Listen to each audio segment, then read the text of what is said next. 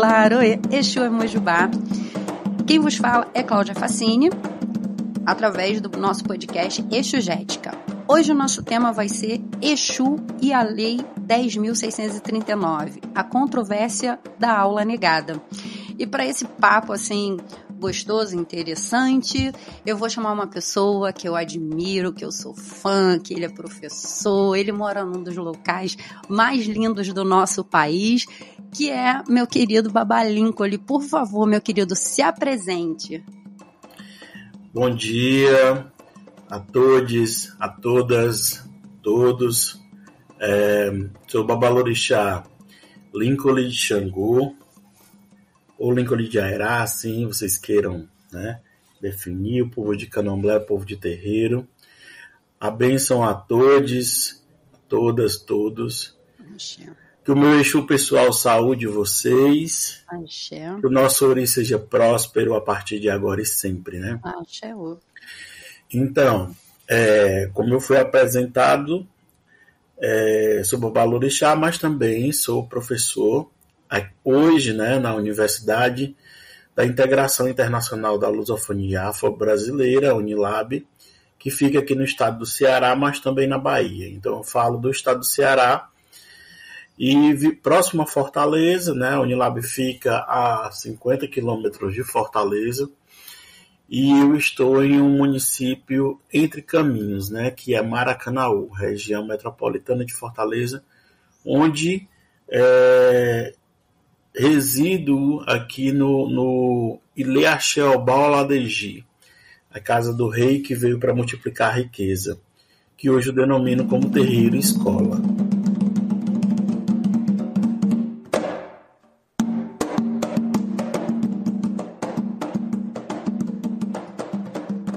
Babá, o senhor que é o autor do livro Exu nas Escolas, né? O senhor vem trabalhando para tentar acabar com o racismo nas escolas, trazer essa visão também da educação, né? Da filosofia iorubá que as crianças vivenciam dentro dos terreiros, para as escolas. E aí o senhor sempre usa a expressão exuística. Eu queria que o senhor falasse, explicasse, esmiuçasse esse termo, essa terminologia para a gente. Tá certo. Eu acho que antes de eu explicar o que é exuística, é interessante dizer um pouquinho o que é que eu faço. Ai, perdoa isso.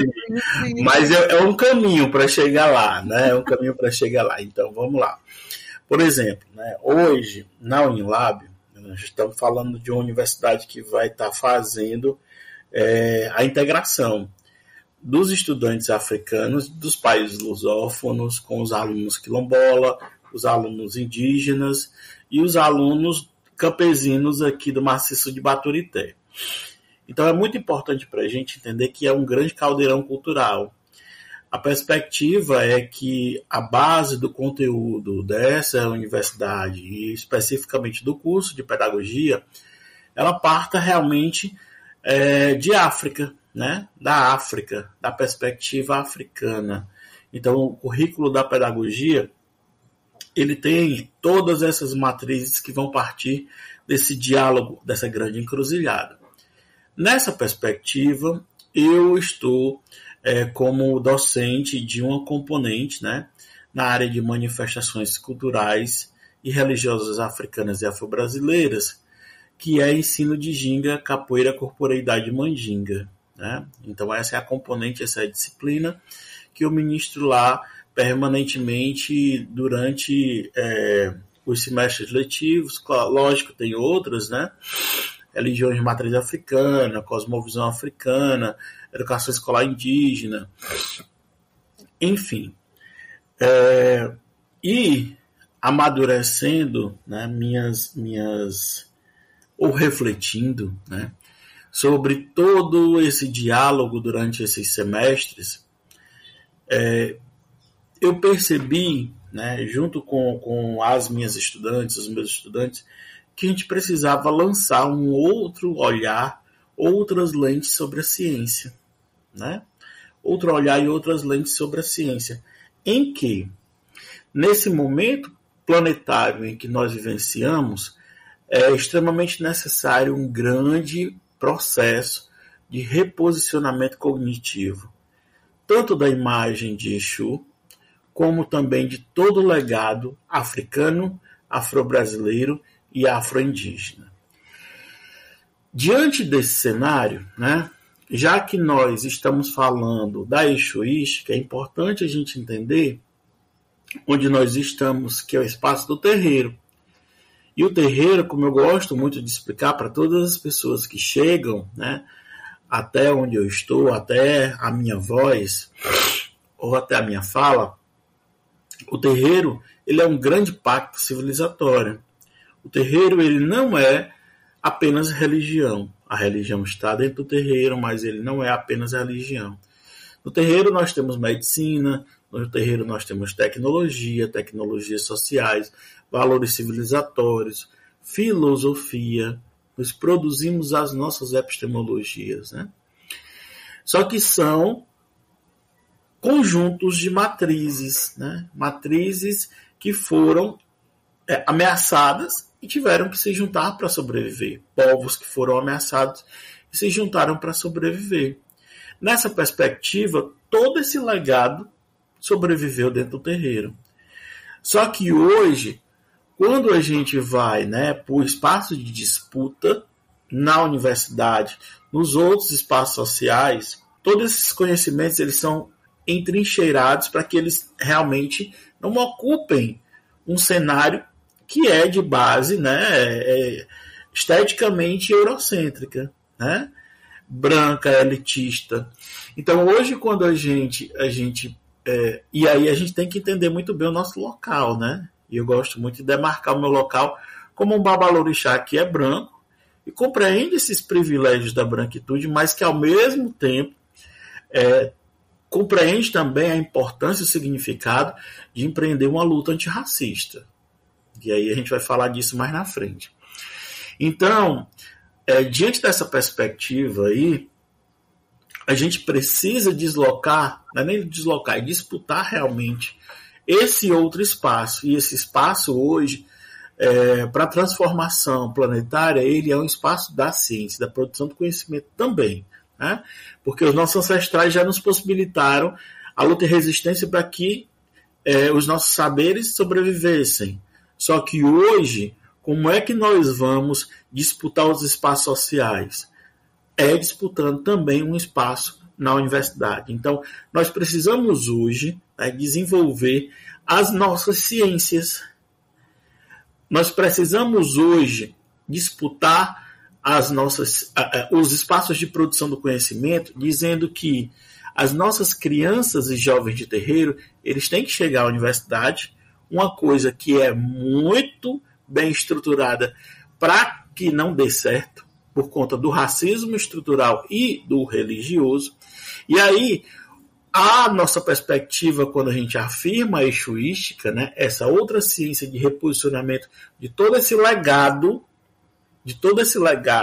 ancestral, africano, afro-brasileiro e afro-indígena, é justamente para isso, para a gente mergulhar num cenário hoje de uma outra ciência que veja quem nós somos e como todos esses saberes eles são potentes para uma outra estruturação planetária. Então não é uma coisa aleatória, é um espaço de disputa do conhecimento. E grande, né? O senhor falando dessa questão da gente como pessoa branca, tendo privilégio, né, ao nosso lado, eu sempre vem na minha cabeça a frase da Angela Davis, né, que ela fala: não basta não ser racista, é preciso ser antirracista, né, porque na internet tá cheio de gente, eu sou contra esses atos, eu sou contra o racismo, mas de fato concreto, quando acontece algo, ninguém se posiciona. Não tô nem falando de dar os braços e vamos lá na porta, vamos ver o que a gente faz, né, mas o mínimo que é se posicionar, ninguém faz. Então, a luta é bastante grande. E, Babá, eu vou lhe ser muito sincera. Quando eu pensei no senhor, eu estava em casa, num momento Maria Limpinha, e aí eu estava pensando na questão das escolas, porque como eu faço ciência da religião e eu tenho alguns confrontos dentro da universidade, quando meus professores vão tocar sobre religiões afro, né? Porque eu já pergunto lá, qual foi a fonte quando eu escuto alguma coisa que não se encaixa? E aí começam as problemáticas. E aí eu lembrei do senhor, de algumas falas, né? Que como eu acompanho o seu trabalho, quando o senhor fala da lei, quer dizer, a lei, ela existe e deve ser cumprida. E nessa lei diz que as escolas precisam trazer referências e ensinar sobre a história afro, né? Tá nisso e isso não acontece. E aí eu fiquei pensando, assim, gente, é muito louco, porque eu tenho amigas, eu faço parte de alguns grupos de educação e eu tenho amigas que já foram deslocadas de colégios e tal, porque elas estavam falando sobre isso e a direção da escola não permite. Quer dizer, tem uma lei, mas tem uma lei, claro, não formada, não vou chamar de lei, mas uma contra-lei que acontece paralelamente e que não permite que a lei realmente, de fato, seja feita. Eu falei assim, gente, e parece que o professor que está querendo falar disso, ou seja, cumprir a lei, parece que ele está sendo como se estivesse fazendo algo de errado, quando não é, né? Então, assim, como o senhor se coloca? O senhor já passou por isso?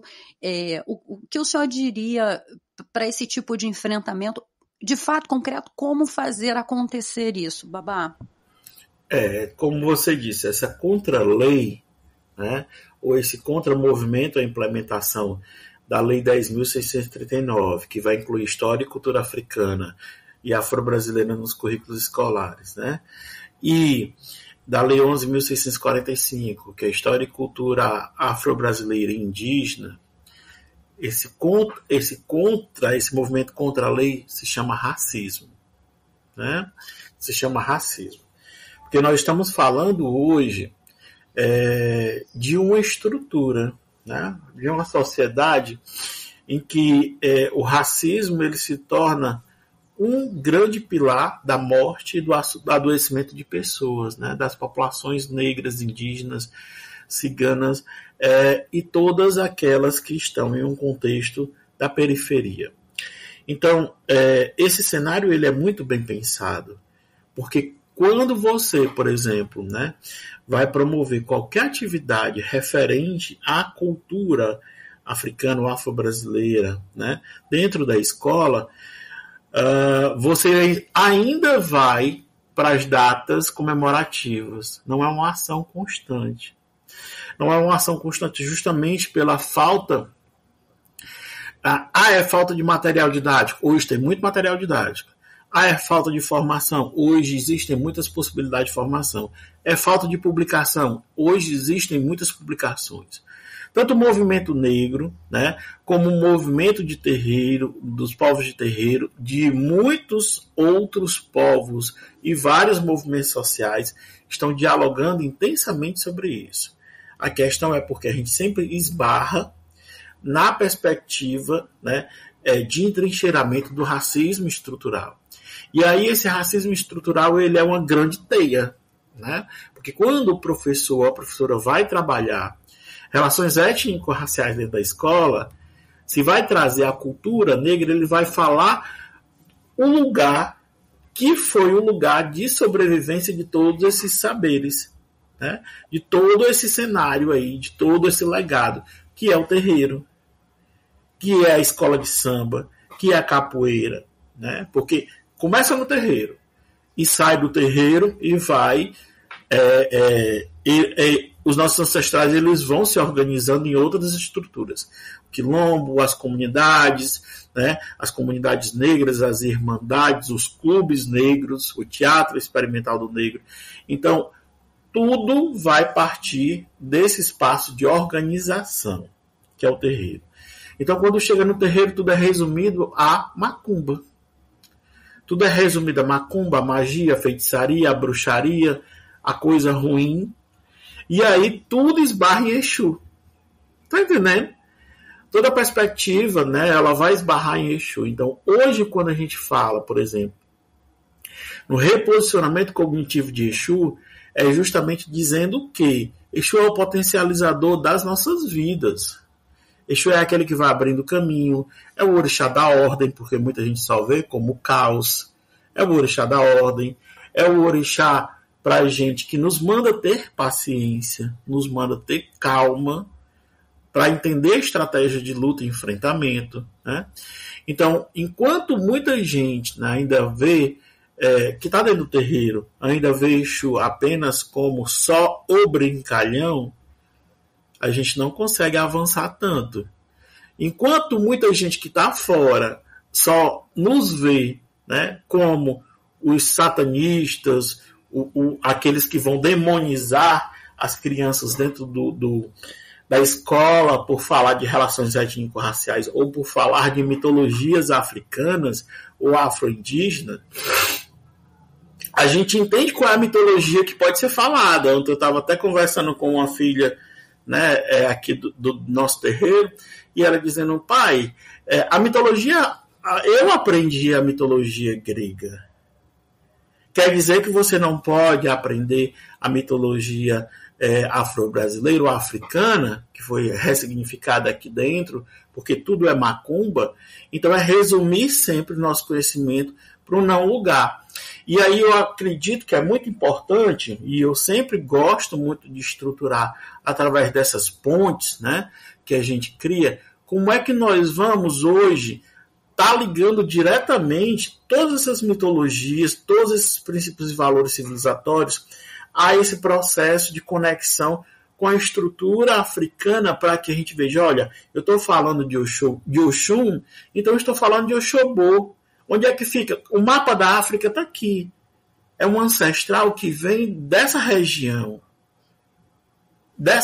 desse lugar. Como é que é a história, como é que é a mitologia, como é que é a geografia desse espaço? Será que eu tenho que continuar estudando a história, a geografia, a mitologia que vem apenas da Europa, a nórdica, a grega, né? A filosofia a partir da Grécia, e não a filosofia, por exemplo, a partir de Oxum? Por que não? Né? Então, quando a gente resume tudo a macumba, a feitiçaria, a heresia, o charlatanismo, a gente está alimentando, né? Ou se deixando levar mais uma vez por toda essa trajetória. Então, a lei está aí, tá? Ela tem que ser implementada.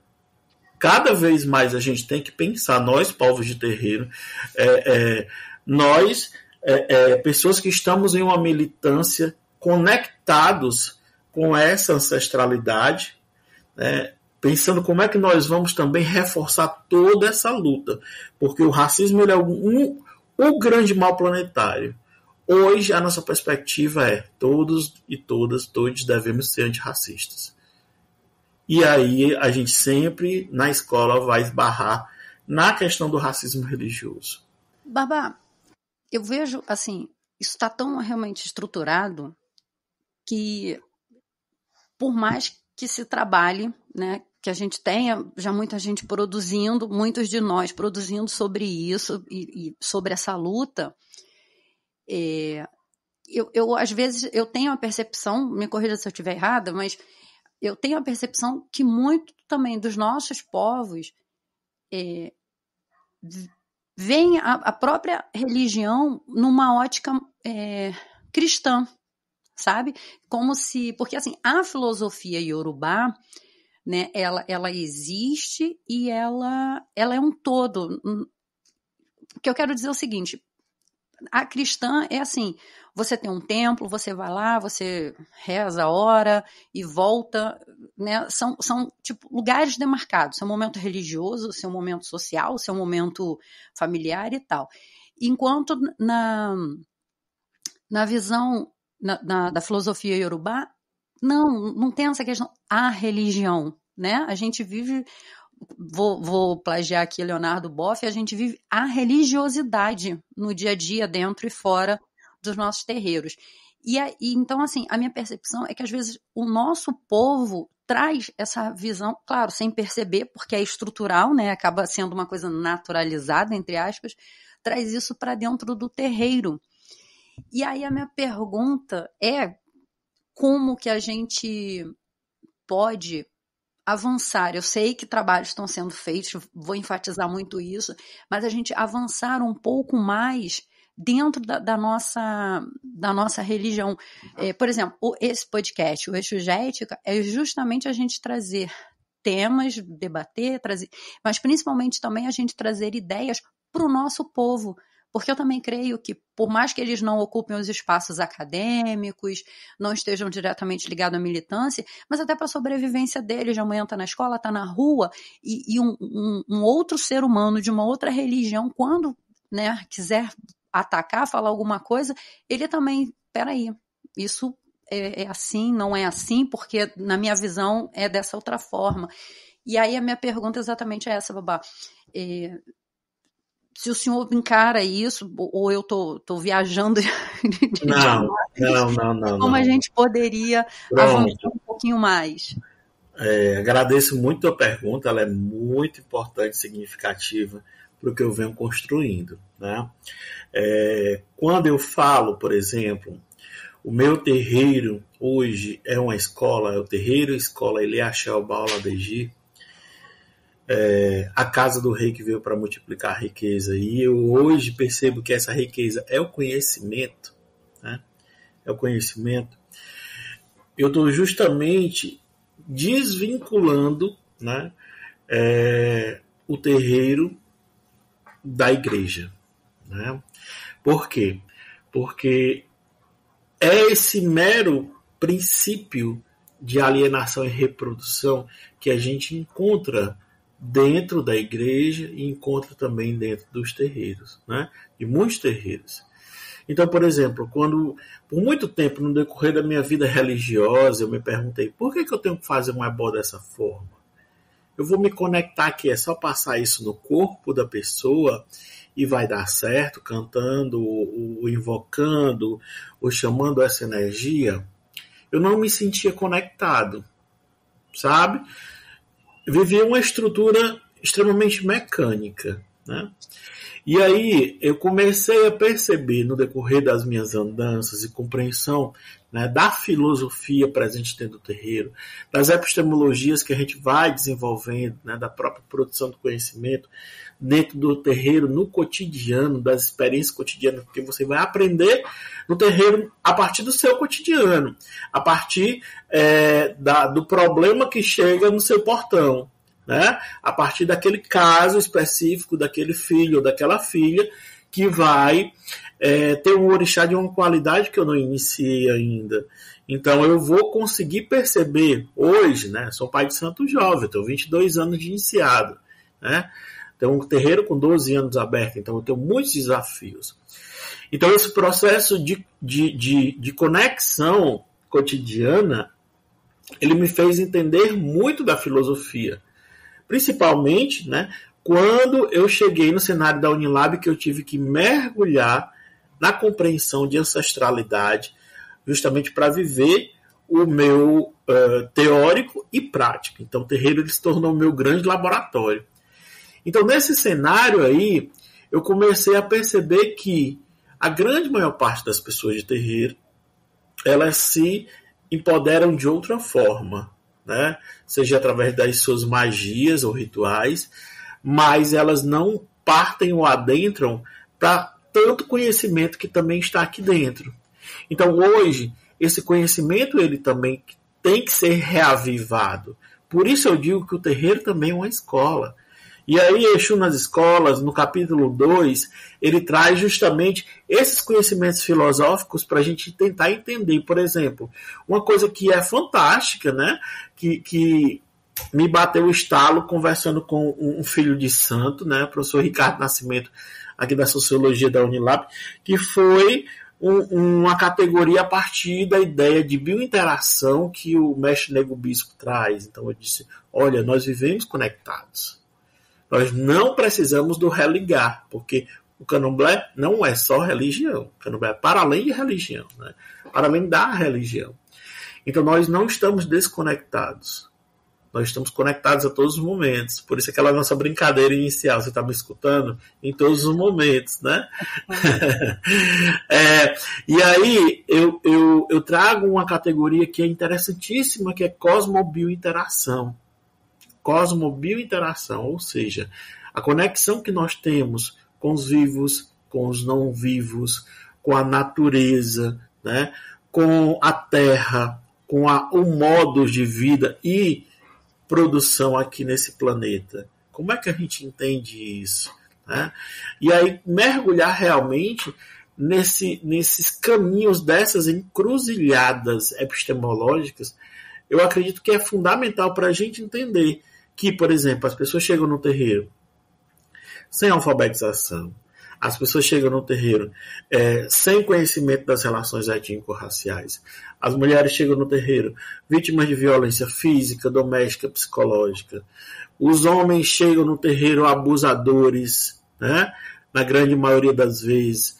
E aí nós vamos enfrentar grandes desafios dentro desse espaço, porque é um espaço que ele tem que ser aberto, porque ele sempre foi aberto para as subalternidades, para quem quiser entrar e permanecer compreendendo, né, que hoje, eu gosto muito de dizer, eu não vou compartilhar o meu axé, a minha energia vital, com alguém que seja racista. Eu não vou compartilhar o meu axé e a minha energia vital com um machista, um LGBT fóbico, um transfóbico. Eu não tenho condições. Então hoje eu entendo que o terreiro ele é esse grande espaço também de potencialização de todos esses corpos e corpas. Tá entendendo? Então não podemos mais permitir hoje que as populações que cheguem aqui, elas fiquem desconectadas. Elas fiquem desconectadas desses conhecimentos. E conhecimentos, tecnologias, medicinas, saberes que são potentes para a vida hoje. Porque a grande maior parte dessas populações não tem acesso a quase nada de políticas. Infelizmente.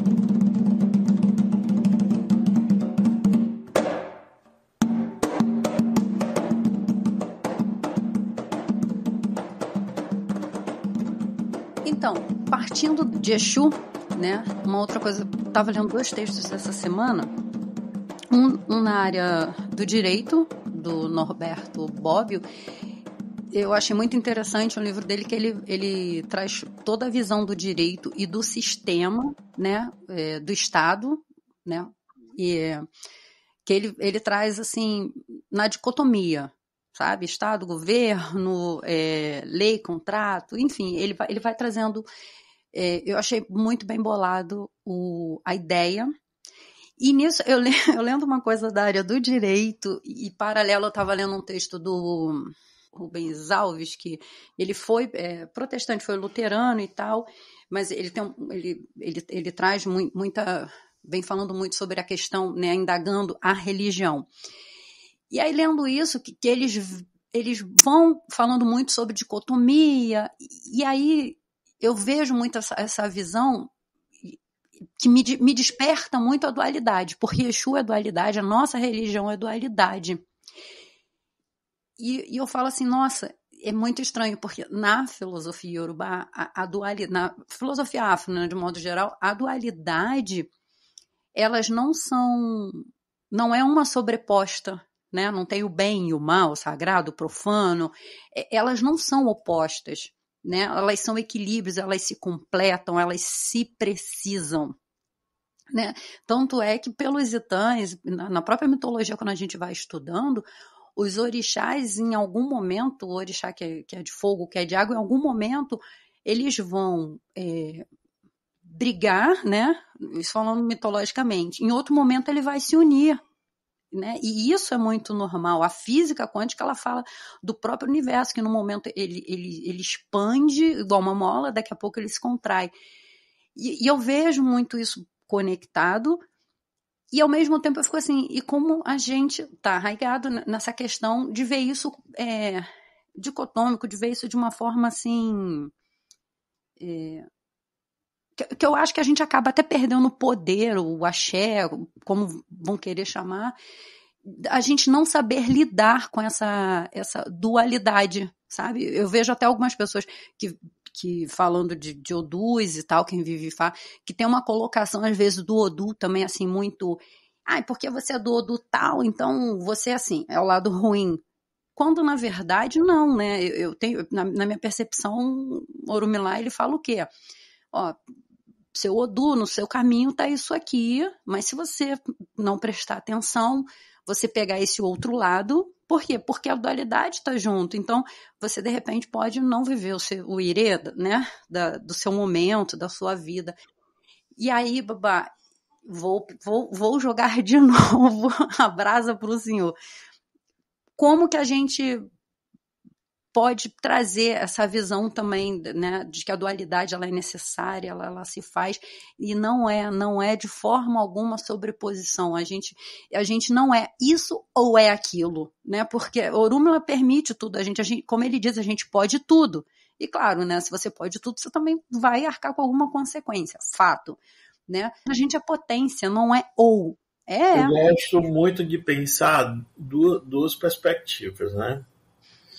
De pensar a perspectiva primeiro do Ibaquetá, né, da terceira cabaça, né, em que ele do Maré, ele deu para Exu uma cabaça contendo tudo de próspero, bom, doce, positivo, né, alegre, de vida, e em outra cabaça deu tudo de negativo, tudo de doença, pestes, caos, destruição, porque o papel de Exu é trazer o desenvolvimento para a humanidade, né? Então Exu disse que não tinha como ele ficar com nenhuma nem com a outra. Não queria nem a primeira e nem a segunda e pediu uma terceira cabaça e rapidamente jogou todos os elementos dentro. E ali ele disse que a partir de agora a humanidade começaria a ter desenvolvimento. E é essa perspectiva de desenvolvimento que nós trabalhamos, né, dentro do terreiro. Não é a evolução. Não é o passar por cima do outro, né, nessa perspectiva darwinista em que o mais forte sobrevive. Não. É a compreensão realmente de que todos nós temos esse espaço de sobrevivência de povos que se uniram para sobreviver. E a partir daqui, nós vamos ter outras perspectivas. E aí, por exemplo, quando a gente rompe com a igreja e ela sai de dentro do terreiro, a gente desconstrói muita coisa. A própria ideia, por exemplo, de magia, né? A magia negra, a magia branca, né? A própria ideia da magia que é boa, que é a branca, e a magia que é ruim, a magia negra, né? Ou seja, a magia preta, a magia ancestral, a magia que a gente faz dentro do terreiro, né? Porque, por exemplo, transformar a hóstia em corpo, você pode. Transformar o vinho em sangue, você pode.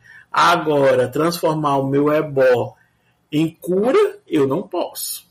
Então, que magia é essa, né? Dessa forma, a gente fica alocado na ideia dessa magia negra. Só que a magia, para a gente, ela não tem essa estrutura. Porque a magia, eu encaro a magia como uma tecnologia para a vida. Você está entendendo? É uma tecnologia para a vida. A ciência racional, né, newtoniana, cartesiana, moderna, ela fez isso com os conhecimentos dos povos originários, né? Fez isso com os conhecimentos dos povos africanos e todos os outros. Ela transformou apenas a perspectiva de ciência empirista. Então, quando eu digo que a magia ela é uma tecnologia, eu consigo perceber hoje que a ciência ela está dentro do terreiro, sabe? E que isso é um espaço de disputa. Por isso eu volto para a ideia da exuística. A ciência está dentro do terreiro. E aí essa magia, ela é a tecnologia que eu vou utilizar para sobreviver. Então, digamos que eu sou candomblessista, fulaninho de tal é umbandista, o outro é evangélico, o outro católico, e nós estamos na mesma vaga, disputando a mesma vaga de emprego. Cada um vai se aproximar dos seus elementos religiosos para tentar se fortalecer. Mas de um é boa, do outro também. Do de Umbanda e do de Candomblé vão ser a macumba, a coisa ruim, o mal. Né? Mas se o evangélico ele for o escolhido, a promessa, a oração, os cultos que ele fez foram positivos, né? Se eu for escolhido, o meu ebó vai ser o negativo, né? O meu ebó vai ser a magia dele. Então, eu acho que a gente tem que tentar perceber, por exemplo, né, que essa dualidade da magia, né, do que a gente faz, ela é uma tecnologia potente para a vida, ela é Ibaquetá, ela é uma escolha de desenvolvimento. Por isso, a Orumilá diz, você pode tudo. Né? Você tem que viver com felicidade, e a felicidade ela é realmente um compromisso ancestral. Outra coisa que é interessantíssimo a gente falar é a ideia de encantamento. A ideia de encantamento. Porque, por exemplo, quando a gente pensa e se desprende da perspectiva judaico-cristã da caridade, e vai entender que o encantamento e o axé eles são necessários, porque senão você vai viver em um eterno desencantamento da vida, a sua vida, os seus princípios, a sua forma de caminhar e de ver o mundo, ela muda de figura. Lincoln explica mais isso pra gente. Chega uma pessoa aqui que ela só me pede arroz, e eu dou arroz. Só que vai chegar uma hora que ela vai querer o feijão. Ela vai querer o frango e eu vou continuar gerindo a fonte de renda dela. Só que vai chegar uma hora que eu vou ter que trocar de axé com ela. E eu vou dizer, capina esse terreno aqui para mim. Vamos trocar de energia, eu te ajudo tanto e tu não pode me ajudar. Entendeu? Me dá uma palavra positiva, me protege na comunidade, né? Me ajuda a interagir com as outras pessoas que têm barreiras. Isso é uma troca de axé. É uma articulação. Então, essa articulação ela tem que ser extremamente potente para a gente estar pensando hoje a nossa vida nesse contexto histórico em que nós estamos. Mais ou menos isso. É interessante você falar dessa questão de troca de axé. Essa questão da caridade, né? No próprio... Kardecismo. Isso aí. Obrigada, Babá. Tem um aluno lá na minha turma que ele e em alguma colocação na verdade é espírita, né? Ele é do espiritismo. E aí ele dizendo que mas ele deu a nomenclatura, né, a partir de Kardec. Allan Kardec. E aí eu falei assim, na minha visão, né, do que me é dito, porque eu não vivo, ônus e bônus, sabe? Eu estou fazendo, estou alimentando aqui e tal, porque eu vou ganhar lá na frente, eu vou ganhar minha evolução, minha salvação e tal. E assim, acaba que isso não se torna diferente do cristianismo. Na minha percepção. Mudou o nome, mas é a mesma coisa, né? Eu não encaro assim, por exemplo, que eu estou fazendo nada pensando no futuro. Sim, não, eu estou dizendo na visão deles, né? Sim, na visão deles. Às vezes o meu medo é que isso venha para dentro do terreiro. Nós vamos fazer... Não, mas vem! E quando a gente está o tempo todo falando na força da palavra, no axé, na troca, né? Porque todos os orixás... Babá Ossan, meu pai, ele mesmo, quando ele foi salvar a mãe, né, tem um mito que fala sobre isso, ele foi salvar a mãe, ele cobrou.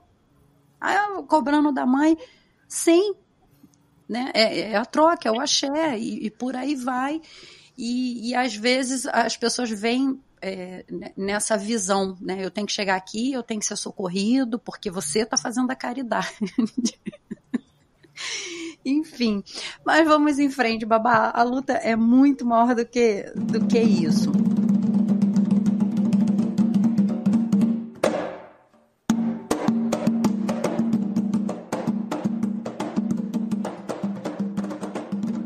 Babá, e aí nisso tudo, nesse emaranhado todo que a gente vem conversando, a minha pergunta é muito objetiva.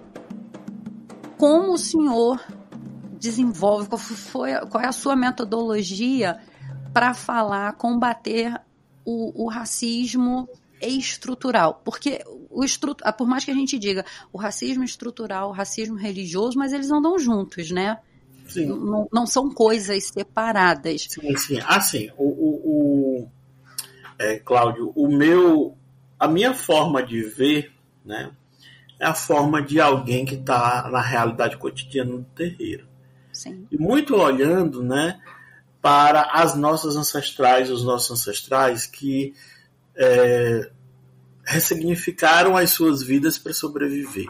Então, não vou longe, né? Eu gosto muito de um documentário, estou dando uma disciplina de religiões de matriz africana no Brasil, aqui na Unilab.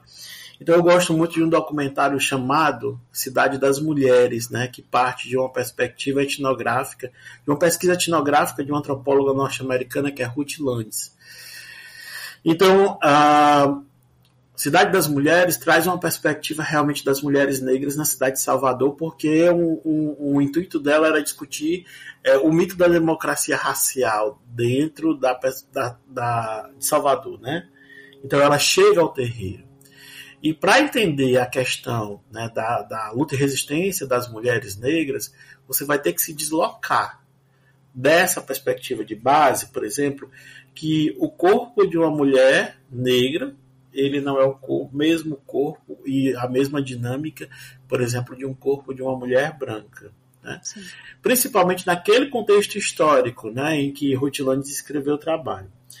E aí nós estamos falando de corpos que sempre lutaram para sobreviver, sempre lutaram para criar os filhos, sempre lutaram para se organizar socialmente por conta de todas as dificuldades. A mesma coisa é a gente terreiro. A gente tem uma preocupação imediata hoje.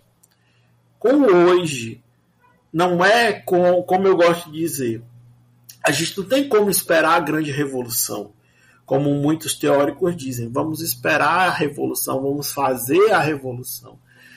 Eu digo, galera, é o seguinte, nós somos de terreiro, a gente tem que se preocupar com quem vai comer, com a conta de luz, com o enfrentamento ali daquela pessoa que sofreu violência, com aquela mulher que sofreu tentativa de aborto, né, que foi forçada pelo marido. Então são inúmeras coisas. Então esse processo educativo hoje, que a gente vivencia no nosso cotidiano, dentro do terreiro, ele é uma micro-revolução.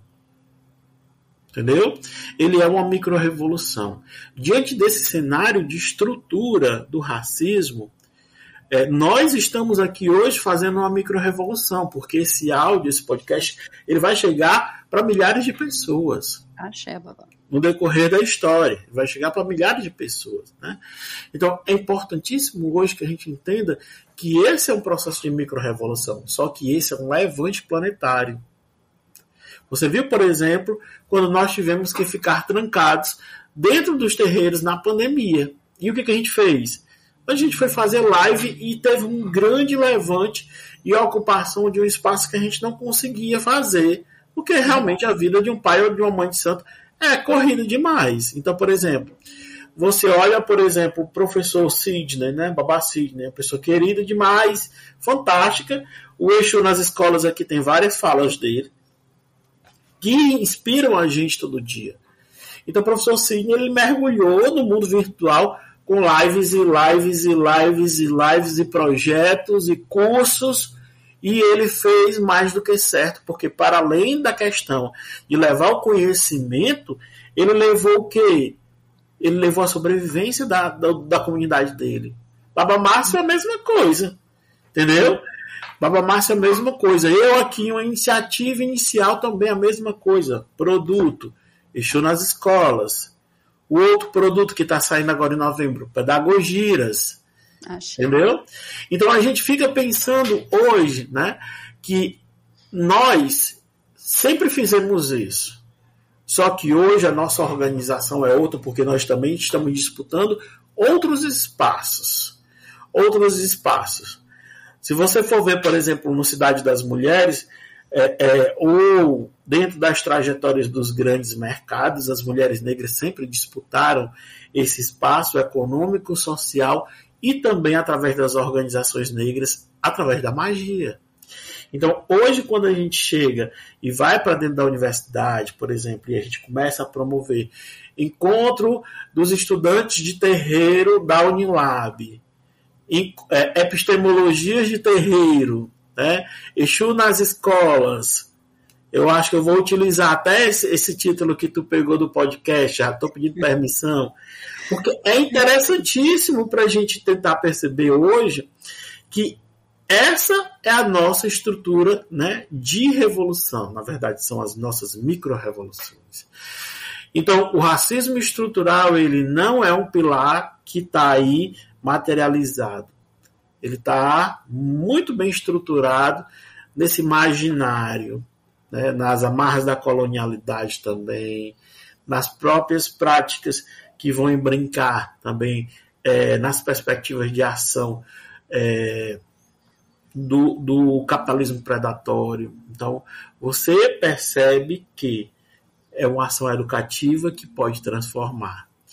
E aí a gente está fazendo cada um de nós nosso trabalho, nosso papel. Botando um tijolinho lá, né? É isso aí. Eu estou tendo aula eu quis fazer Brasil Colônia. Estou fazendo Brasil Colônia e Brasil Imperial.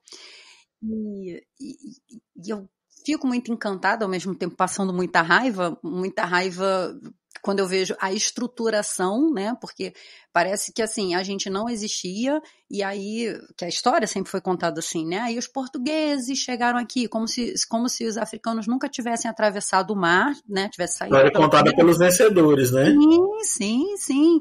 E aí a gente vai passando raiva nisso. Mas assim, já tem historiadores, já tem pesquisas que comprovam, e professores que trazem isso para dentro da sala de aula, assim, que tanto os africanos como os indígenas, eles foram ativos o tempo todo nessa história.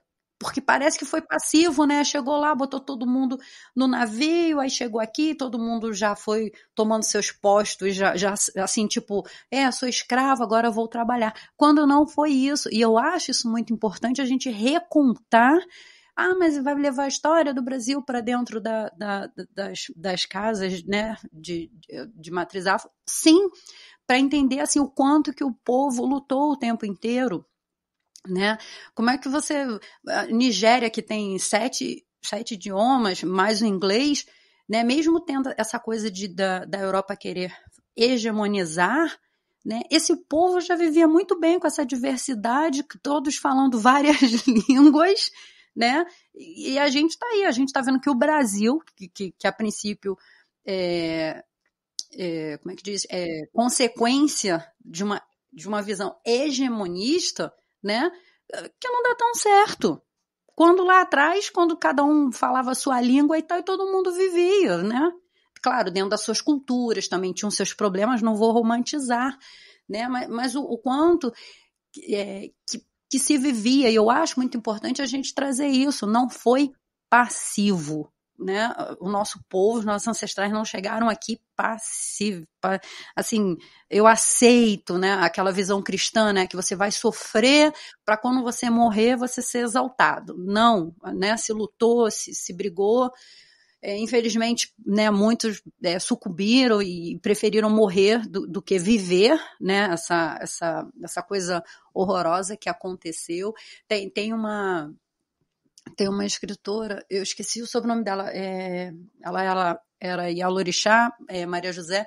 A frase dela aprendi com o professor Jorge, que ela diz que a África, né, o povo africano, ele não dormiu perante a barbárie enquanto a Europa se desenvolvia. E isso é muito importante, né? E isso é uma verdade. Professor, eu quero muito levar todo esse conhecimento para o máximo do nosso povo, sabe? Não é na questão de que todo mundo vai querer entrar numa faculdade e tal, mas assim, de receber, de realmente, como diz o senhor, sair do mecanismo, da repetição do que a gente faz, saber que tudo que a gente faz ali está muito carregado de sentimentos mesmo, né? E se uma vez que ele está carregado de sentimentos, ele vai ser sentido. Posso estar uma fala romântica, mas não é bem o que eu queria, mas assim, é isso. E eu me empolgo, eu me emociono mesmo, eu sou apaixonada. Quando eu quis começar a estudar, eu sempre falo isso, né? Eu tive 2 perguntas. Para quê? E a segunda não foi uma pergunta, foi uma afirmação assim, agora todo mundo quer academizar o terreiro. E babá, eu vou lhe ser sincera, quanto mais eu leio, eu estudo, mais é como se tudo me levasse a orixá, sabe? Tipo assim, pô, isso aqui, mas peraí, isso tá no Itan, isso no aquele Odu fala sobre isso, quer dizer, coisa de 10.500 anos atrás. Então assim, e muita coisa que eu faço hoje dentro do terreiro, né, dentro das nossas ritualísticas e tal, hoje eu confesso pro senhor que eu faço até com mais emoção, sabe? Porque eu sei que não é só aquilo ali, que eu não tô só botando a cabeça no chão, que eu tô só repetindo uma palavra, sabe? Que por mais que tenha um processo mecânico, mas cada passo daquilo ali que está sendo feito tem, assim, muita história por trás de cada... tem uma lógica. Exatamente. Né? Só que não é a mesma lógica que nos é ensinado em uma sociedade, né, pautada em uma racionalidade cartesiana. É uma lógica, aí eu gosto muito eu volto para a ideia do mestre Nego Bispo, né? Quando ele diz, a universidade ela transforma os nossos saberes em saberes sintéticos. Exato. E os nossos saberes, eles são saberes orgânicos, né? E eu acrescento, ancestrais, orgânicos e ancestrais, eles não estão desconectados de forma nenhuma. Então, hoje, né, quando a gente vai nessa compreensão de que conhecimento é poder, a gente também entende que é um conhecimento que ele parte do mais velho, ele parte do mais experiente, ele parte daquele que foi buscar antes, daquela que foi buscar antes. E a gente também tem que ser, né, muito justo no sentido de dar valor a tudo isso. Sim. Dar valor a essas pessoas, né? Uma coisa também que não é ensinada, né? Como é que eu lido com a ancianidade, né? Como é que eu lido com o saber que parte a partir desse poder de vida, de energia vital que as pessoas de terreiro, os mais velhos e mais velhas têm. Então, é dessa forma que eu vou estruturando a minha caminhada, Cláudia. Não é uma produção desenfreada, sabe? É uma produção escutando muito quais são os passos que Exu me manda dar. Sim. Né? E escutando muito os passos em que o meu tranca-rua das almas diz, vai por aqui. Achei. Vai por lá, em que a minha pombagira cigana diz, não faça isso. Então, eu podia não atender, mas se eu estou conectado, por que não vou atender, né? Então, eu sou o tipo da pessoa que se eu estou saindo de casa, se eu esqueço a chave e tenho que voltar, eu agradeço porque Exu está me livrando de alguma coisa no meio da rua. Achei. Agradeço o atraso, né? Então, eu acho que aquilo dali não é um atraso, é um livramento. Então, nessa perspectiva aí, eu consigo ver a minha conexão e entender realmente que, às vezes, por mais que a gente se esforce, cada pessoa ela só vai se transformar quando ela estiver conectada. Sabe? Que é um processo. Cada pessoa ela só vai querer mudar quando tiver afinidade energética. Eu aprendi isso trabalhando com população de rua, acredita? Quando eu era educador social na cidade de Fortaleza, que trabalhava com a população de rua fazendo formação de vínculo. Então a maioria das pessoas que estão na rua, elas estão por conta da ruptura de vínculo por conta da drogadição, né? Por conta do crack, na maioria das vezes. Então, por mais que você estenda a mão, não adianta. Né? Ela só vai mudar a partir do momento em que ela quer. Não é que ela não estenda a mão e não vá fazer uso do serviço público, né? Era essa a perspectiva. Mas nas ações socioeducativas, ela só vai refletir se ela quiser. Se for interessante, se for convidativo, se ela tiver empatia, se ela se conectar, se ela se tornar sensível a isso. A mesma coisa dentro do terreiro, a mesma coisa na sociedade, a mesma coisa nas nossas ações.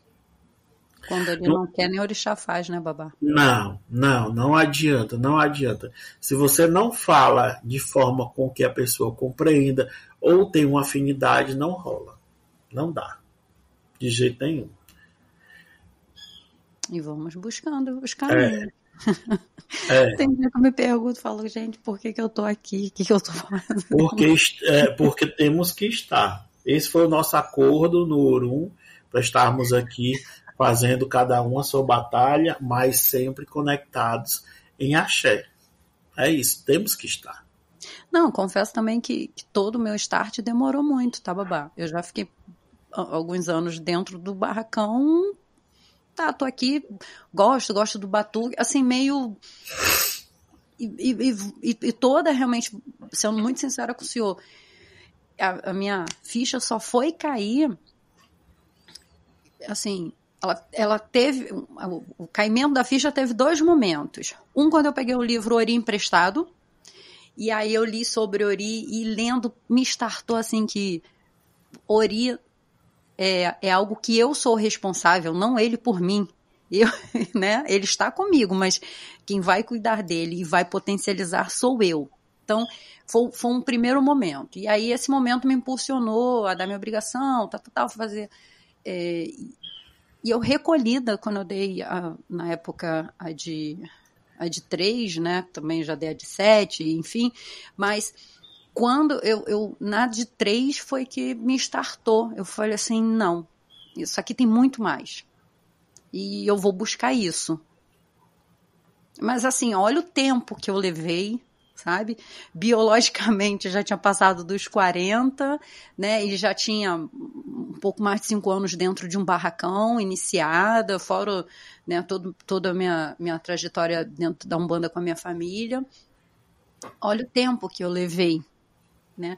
Eu estava, mas eu não pertencia, né? Falando assim, como o senhor falou, né? Não me conectei. E aí, agora eu tenho essa coisícia, porque veja, a gente trocando a experiência, a ideia, eu estou ressignificando todo esse processo, né? Eu estava ali, mas não conectada. E isso acontece, infelizmente, mas... Você teve esse luxo, eu não tive.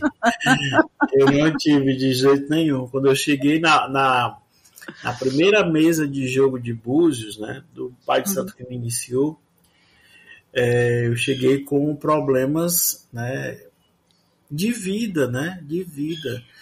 Eu não sabia lidar com os meus cosmossentidos. Então, eu estava no buraco da depressão, eu estava na porta do suicídio, né? E aí ele chegou e disse, você tem que se iniciar. Eu disse, eu vou ficar bom, eu quero ficar bom. Talvez ele tivesse resolvido aquele problema com um bori, ou então alguns ebós, né? Mas a iniciação de Xangô, ela foi fundamental, porque ele chegou para mim e disse, você tem uma grande missão, uma grande caminhada. E essa caminhada ela não é fácil. Você tem uma caminhada como Pai de Santo. Eu disse, eu vou ficar bom? Eu disse, eu queria saber, era de ficar bom, né? Ele disse, eu não sei, mas se você quiser apostar, a hora é agora. Então, eu mergulhei para dentro do terreiro sem ter vivência de candomblé nenhuma, né? Apesar de ter uma trajetória já desses cosmossentidos, dessa mediunidade em expansão desde criança, né? Desde criança. É tanto que eu gosto muito de brincar com as pessoas quando elas dizem assim, você vê gente morta, você escuta vozes. Eu disse, gente, nós somos ensinados e pautados a viver em uma sociedade onde nós não somos conectados a nada, dentro de uma realidade em que a gente vive, que ela é extremamente complexa, mas que ela nos adoece em todo dia. Então hoje, o que eu busco muito trabalhar com os meus filhos e filhas de santo, filhos e filhas do terreiro, é justamente a perspectiva de como você lidar com a compreensão desse todo, dos seus sentidos, da filosofia existente, né? Dos processos, dos próprios fundamentos, dos próprios rumbês que a gente vai desenvolver dentro do terreiro, esses princípios filosóficos de vida, as práticas do cotidiano, a perspectiva realmente de você entender que aqui você só é um grão de areia, que o que a gente está construindo aqui só é uma vírgula na história, na perspectiva realmente de uma continuidade da humanidade. Então, quando eu penso hoje o espaço do terreiro, Cláudia, eu penso como um cenário potente para uma grande disputa hoje de modelos, né, de sociedade que a gente vai construir, bases civilizatórias, né? Como construir a emancipação dessas pessoas para esse espaço.